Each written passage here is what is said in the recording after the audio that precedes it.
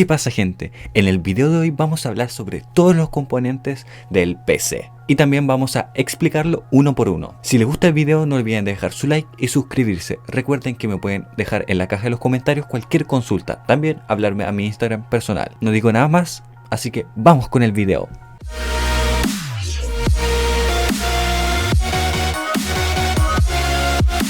El procesador, también llamado CPU, procesa todo lo que ocurre en la PC y ejecuta todas las acciones que existen. Trae un ventilador chiquito conocido como disipador porque se calienta mucho.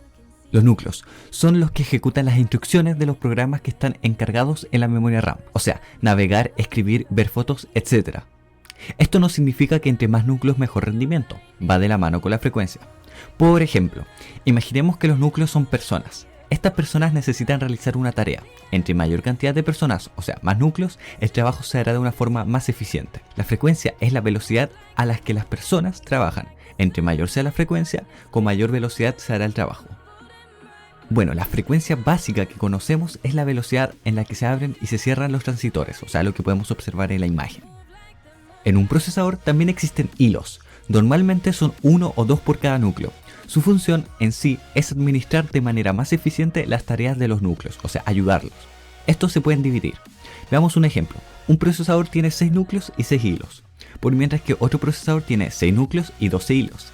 En el primer procesador solo se podrá dividir los procesos en 6 tareas, por mientras que en el segundo procesador serán capaces de dividir los procesos en 12 tareas, o sea, una mayor eficacia.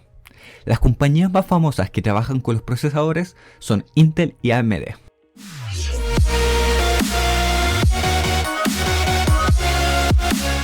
La tarjeta gráfica, o también conocida como GPU o tarjeta de video, se encarga de procesar todos los datos que le envía el procesador y transformarlos en una información visible y comprensible para el usuario, o sea, el video y las imágenes. Y este es enviado al dispositivo de salida, o sea, el monitor.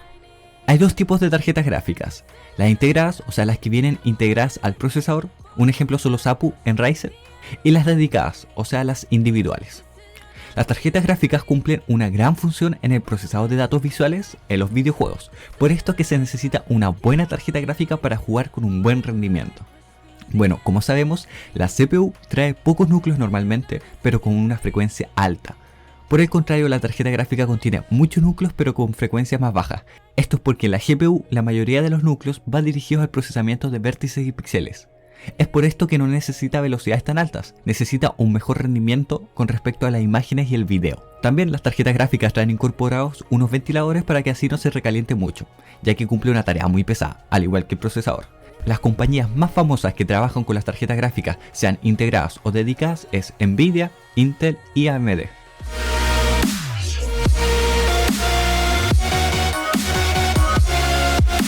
La memoria RAM. Se trata de una memoria en la que los datos no se guardan de manera permanente. La RAM almacena la información y envía al procesador los datos que necesitan ser procesados. Por ende, entre mayor sea nuestra velocidad de transmisión, o sea la frecuencia, y tenga mayor capacidad de almacenamiento, o sea los gigabytes, la persona podrá utilizar más programas a la vez y de una manera más rápida. Actualmente existen diversos tipos de memoria RAM, pero vamos a hablar de 4 en especial, que podemos observar en el gaming. DDR1, DDR2, DDR3 y DDR4. La mayor diferencia que tienen entre todos estos tipos de memoria son el consumo y la cantidad de frecuencia, siendo el mejor de estos los DDR4, ya que consume menos voltaje que los otros y llega a frecuencias más altas. Existe una gran cantidad de compañías que trabajan con las memorias RAM, por ejemplo, las más conocidas son Crucial, HyperX, Kingston, etc.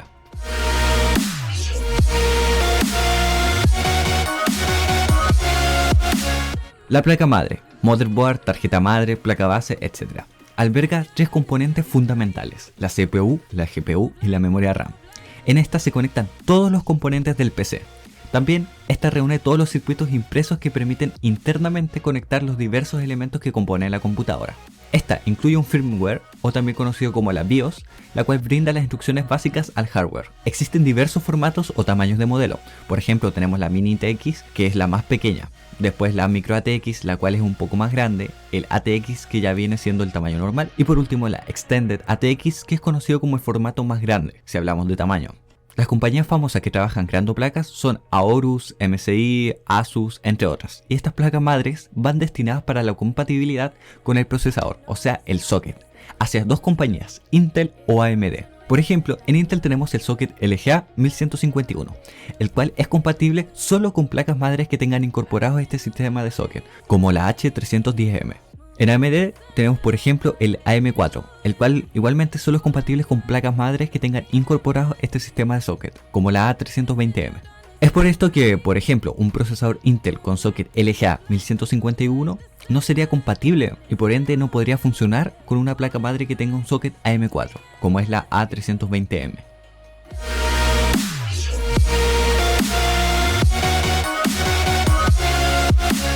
La fuente de poder, también conocida como fuente de alimentación o PCU, es el componente el cual proporciona la energía necesaria para que trabaje de una manera correcta el computador.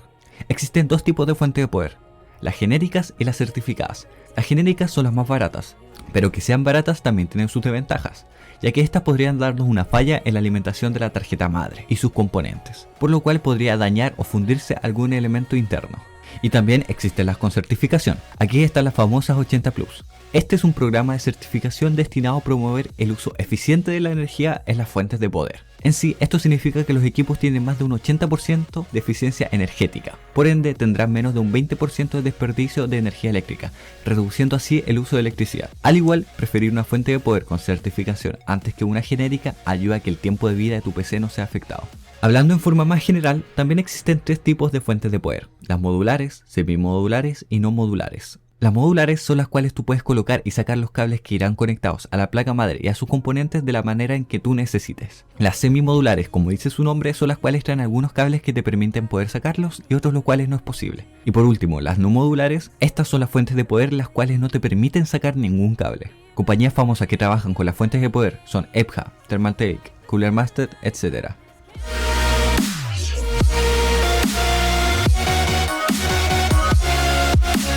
El almacenamiento corresponde al componente el cual está encargado de guardar todos los datos, como por ejemplo las aplicaciones, fotos, videos, archivos de Windows y mucho más, de una forma parcial o permanente. Existe una gran variedad de almacenamientos, pero el más utilizado y conocido actualmente es el HDD, o sus siglas en inglés Hard Drive Disk, o también conocido en español como disco duro mecánico, el cual la mayoría de las computadoras tiene.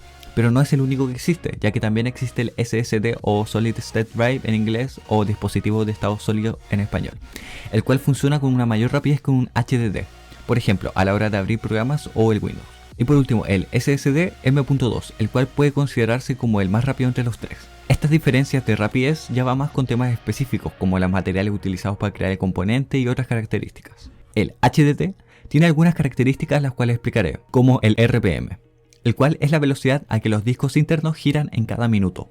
Entre más RPM, mejor. Por ejemplo, un disco duro con 7200 RPM es mejor que uno de 5400 RPM, si hablamos de rendimiento. También tenemos el factor de forma o mayormente conocido como 2,5 pulgadas o 3,5 pulgadas. En el primer caso es el tamaño del HDD, el cual estamos acostumbrados a observar en los portátiles, o sea los notebooks. Y el 3,5 corresponde a las pulgadas de los HDD que normalmente se utilizan en los computadores de gabinete, de torre, o sea estos son los tamaños. Y por último, la última característica de un HDD es la conexión de datos, o sea el transporte que habrá del almacenamiento hacia la placa madre.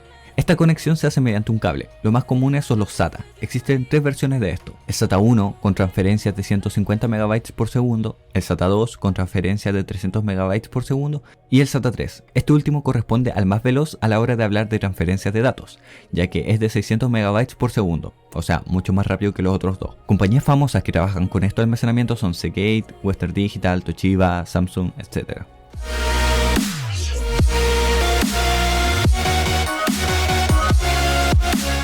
Y por último, el gabinete, por decirlo así, es la carcasa o funda que sirve para proteger todos los componentes del computador con el exterior, con espacio para albergar todos estos. Este trae un espacio especial para colocar la fuente de poder, a veces puede ser por la parte de abajo como otras veces puede ser por la parte de arriba.